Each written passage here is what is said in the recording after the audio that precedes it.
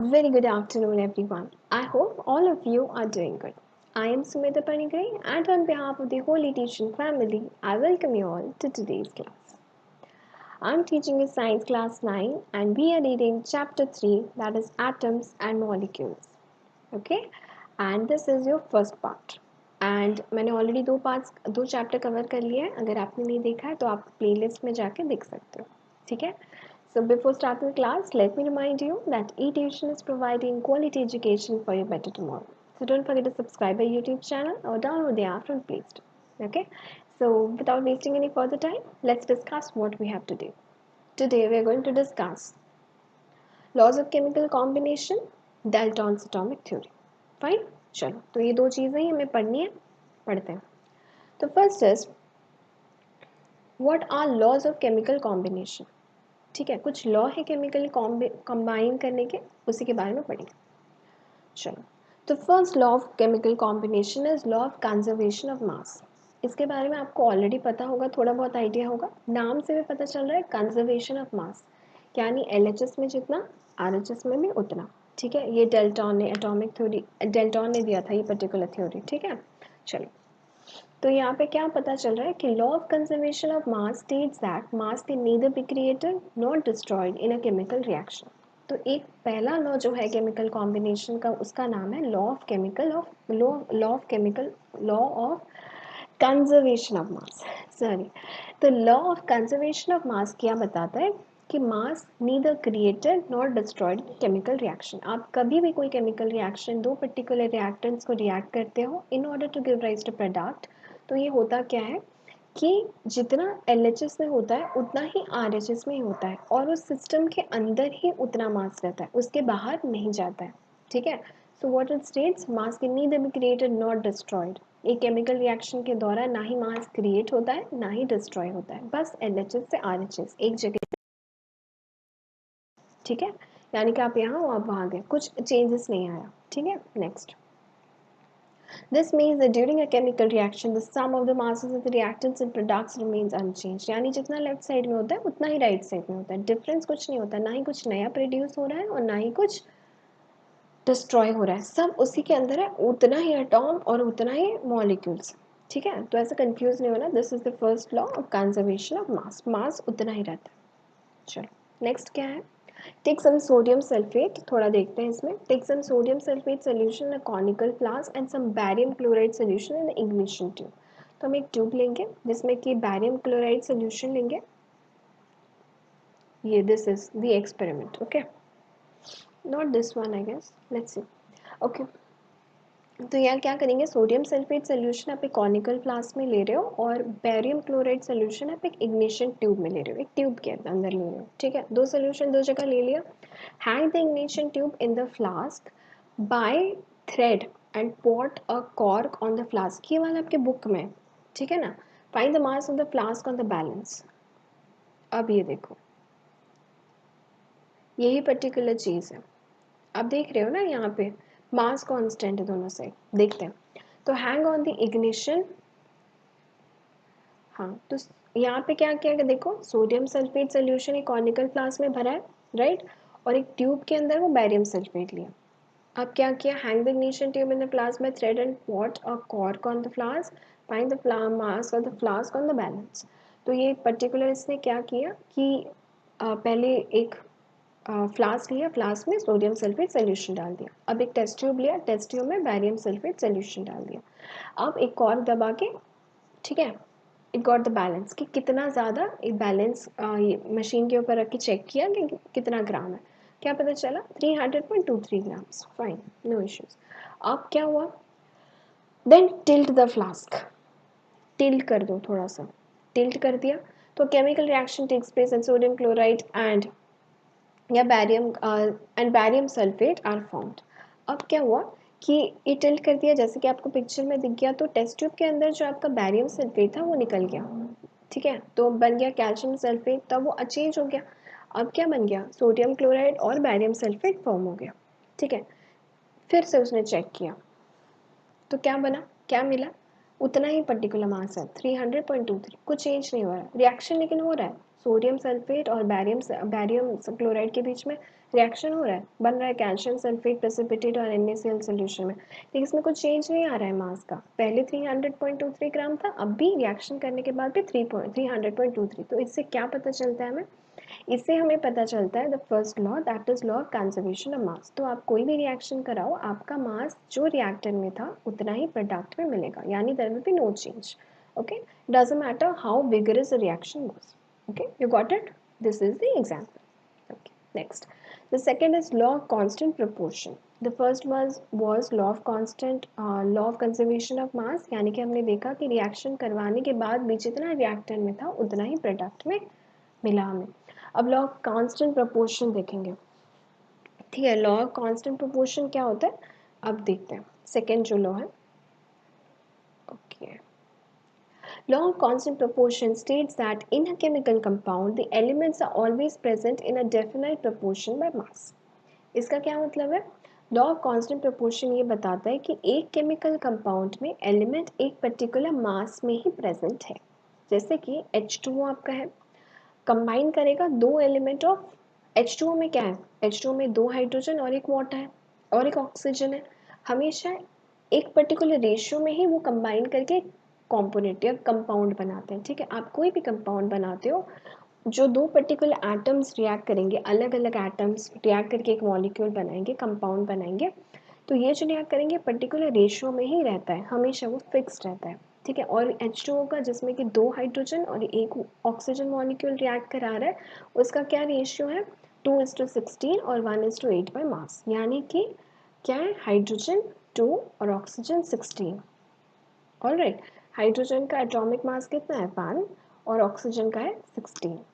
ठीक है, क्योंकि यहाँ दो हाइड्रोजन है तो दो और ऑक्सीजन एक ही है तो 16।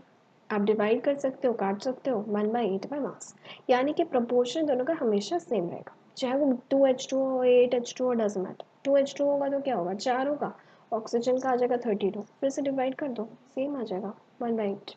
Okay, now if 9 gram of water is decomposed, we get 1 gram of hydrogen and 8 gram of oxygen. Okay, ammonia always contains two elements, nitrogen and hydrogen, combined together in the same ratio of 14:3 mass. तो इसका ये सारे examples का इतना ही मतलब है कि आप कैसे भी कंपाउंड्स बनाओ, जो पर्टिकुलर डिफरेंट एटम्स के बीच में कॉम्बिनेशन हुआ होगा वो एक पर्टिकुलर फिक्स रेशियो में रहेंगे। डजेंट मैटर कि वो कितना ज़्यादा उसको आप बैलेंस कर रहे हो। ठीक है, तो उनका जो मास रहेगा, प्रोपोर्शन रहेगा in between that of elements, that will remain same through out.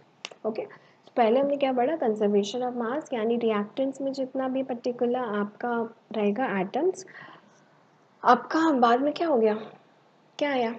आपका प्रोडक्ट उसमें भी सेम रहेगा। और कांस्टेंट प्रोपोर्शंस में ये होगा कि आप कोई भी पर्टिकुलर डिफरेंट एलिमेंट्स को जब कंबाइन कर रहे हो एक कंपाउंड बनाने के लिए, तो वो एक पर्टिकुलर रेशियो में ही कंबाइन होता है और वो कंपाउंड, वो पर्टिकुलर रेशियो जो होगा वो फिक्स रहेगा। इट डजेंट मैटर कि आप कितना बैलेंस करवा रहे हो, आप काटोगे तो वही उतना ही आ जाएगा। ठीक है, so it will remain the same. So these are particular two laws that you need to remember. Got it?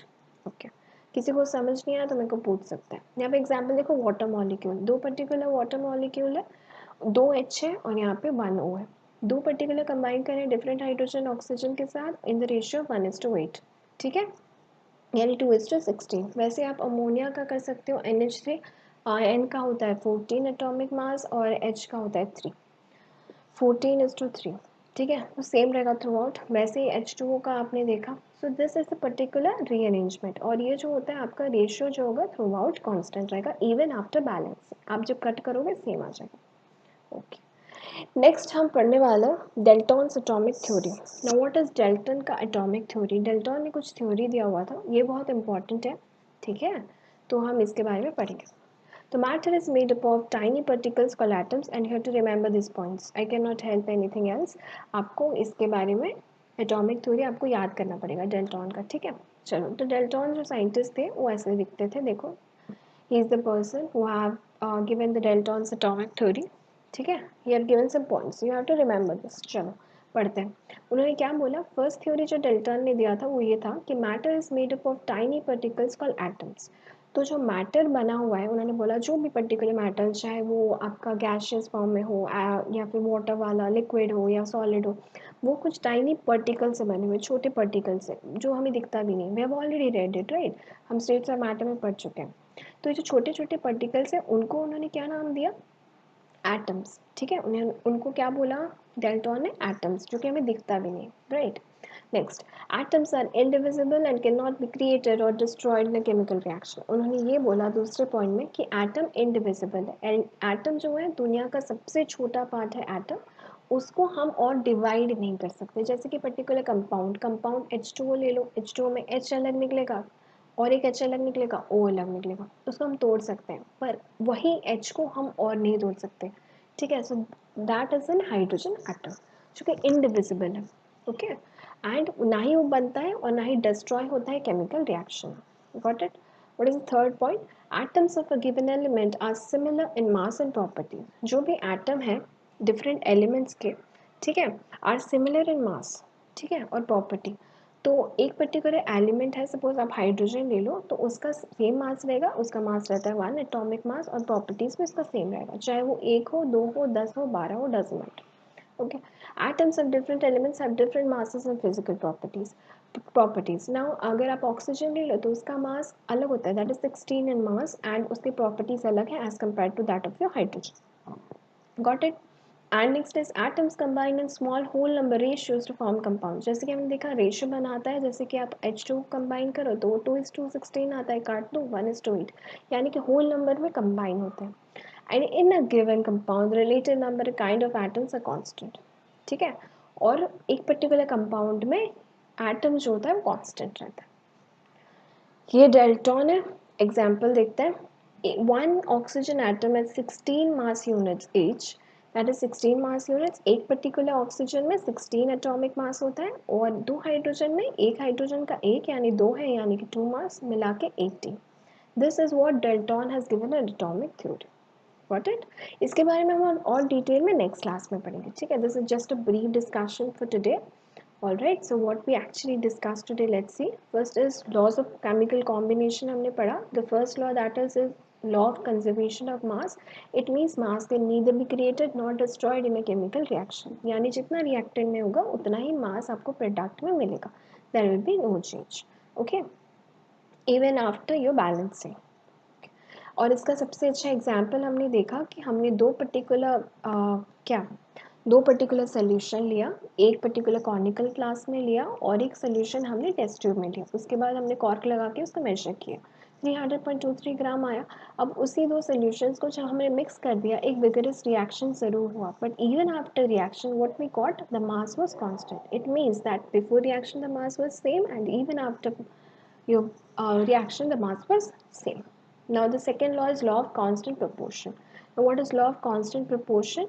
इसका मतलब ये है कि कभी भी कोई पर्टिकुलर दो एलिमेंट्स जब कंबाइन करेंगे, इवन आफ्टर मोर 2 3 4 ज़्यादा एलिमेंट्स जब कंबाइन करेंगे एक कंपाउंड बनाने के लिए, वो एक फिक्स्ड रेशियो में कंबाइन करते हैं as that of H2O। Okay, और उसको आप मतलब वो कांस्टेंट रहता है, ratio is fixed always. Okay, and फिर हमने पढ़ा डेल्टॉन्स एटॉमिक थ्योरी। डेल्टॉन का एटॉमिक थ्योरी क्या कहता है? डेल्टॉन का एटॉमिक थ्योरी ये कहता है कि मैटर जो है सबसे छोटा पार्टिकल से बना है, जिसको हम एटम बोलते हैं, जिसको और डिवाइड नहीं कर सकते, ना ही बनेगा और ना ही टूटेगा। ठीक है, सेम एलिमेंट्स, सेम एटम्स जो होते हैं उनका सेम प्रॉपर्टीज रहता है, डिफरेंट एटम्स हैं डिफरेंट प्रॉपर्टीज है, होल नंबर रेशियो में कंबाइन करता है।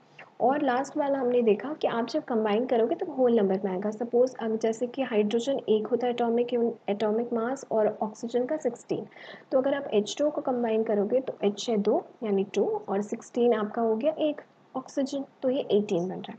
ठीक है, this is Dalton and this was a brief discussion. We'll be discussing more in more detail in the next class. Okay, तो किसी को अगर कोई भी डाउट हो तो let me know in the comment section below. I'll definitely answer. Until then I hope कि आपको समझ आ रहा होगा, किसी को समझ नहीं आया तो let me know. And अगर आपने चैनल को सब्सक्राइब नहीं किया, you can subscribe the channel and download the app from the Play Store. Okay, and until then I'll be seeing you in the next class with the new part, that is part 2. This was part 1 and we have already completed 2 chapters, तो please जाए और उसे playlist से देख लें. Alright, I'll be seeing you in the next class. Until then, have a good day and keep smiling. Bye.